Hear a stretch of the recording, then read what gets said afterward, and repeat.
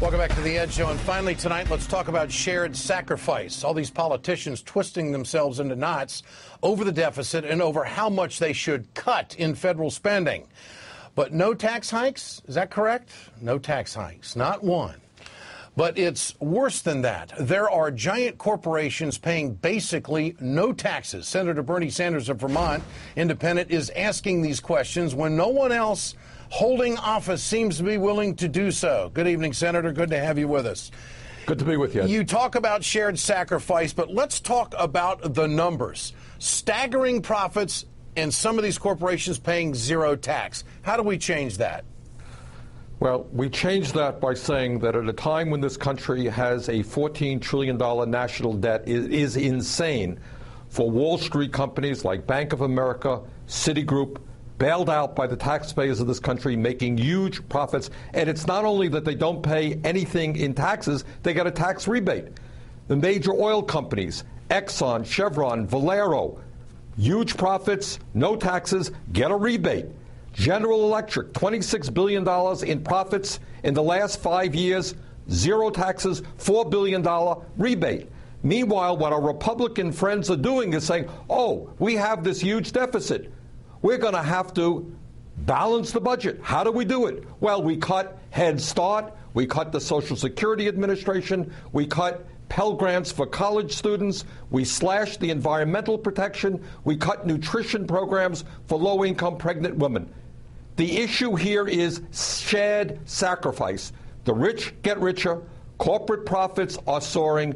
It is absurd that the wealthiest people in this country and the largest corporations in this country do not play a role in deficit reduction, and that we simply move toward a balanced budget on the backs of the weak and the most vulnerable people in this country. That is morally wrong. That is bad economic policy as well. And for full disclosure, you mentioned General Electric, and I want to point out that General Electric owns 49% of our parent company of NBC Universal. But I do want to point out, and I think this cuts right to the law, none of these companies are breaking the law. It is the tax laws that they're working from within. And the Republicans don't seem to have any kind of appetite to change those laws. Where does that leave the American taxpayer?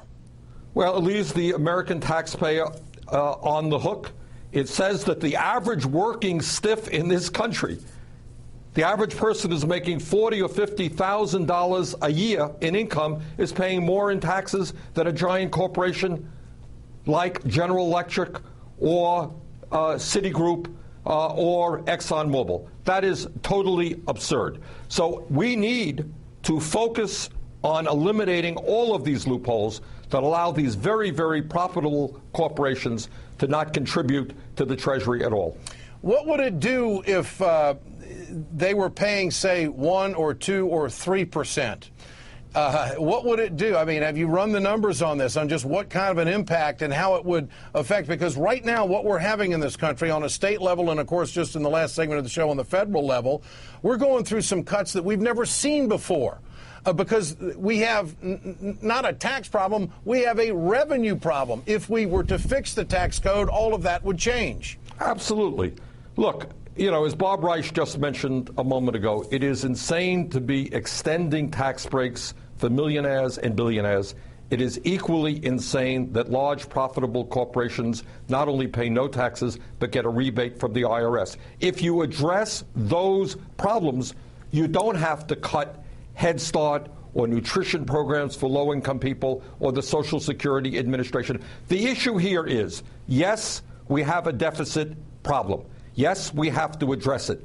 But you don't address it just by doing it on the backs of the weak, the sick, the elderly, and the poor. Yeah. You need the wealthy and large corporations also to play a role. Now, the issue, Ed, as you well know, is working folks don't have a lot of power on Capitol Hill. It's the big lobbyists representing these corporations who write the tax laws that these companies take advantage of. That has got to change. The American people have got to say enough is enough. Senator, good to have you with us tonight. Thanks so much for speaking up.